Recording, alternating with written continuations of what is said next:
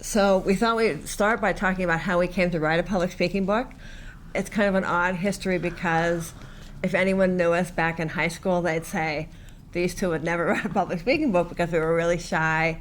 We turned bright red. We couldn't talk to anybody, even just one-on-one in the hallway. So giving a public speech was really awful.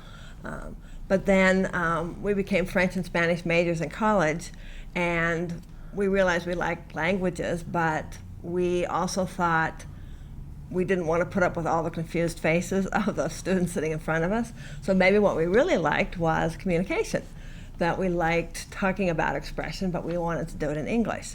So then we became communication majors and taught a lot of sections of public speaking, and then started to think about our own process and what we'd gone through as public speakers, and decided that maybe we did have something to say.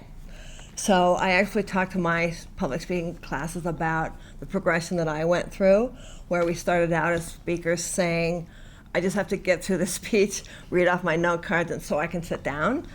And then you reach a phase where you say, well, maybe I have something to say and I like what I'm talking about, so maybe this isn't so bad. And then I think you reach another phase where you say, oh, in the real world, people actually come to hear you speak because they want to hear what you have to say. So that does something different to the experience, I think.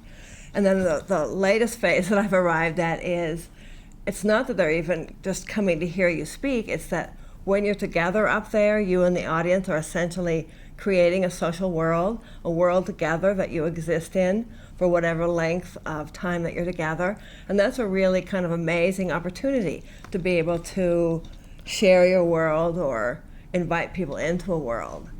So that's kind of how all this began, and then the invitational approach comes from Sonja and Cindy. Yes, so Cindy Griffin and I were working on a project, and we were actually writing a paper on some totally different topic, and somehow got off onto thinking about experiences we'd had where you could not explain those experiences using persuasion.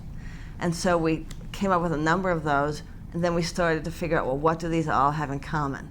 And what they all had in common led us to develop this invitational approach to communication that is at the core of the approach that's in the book.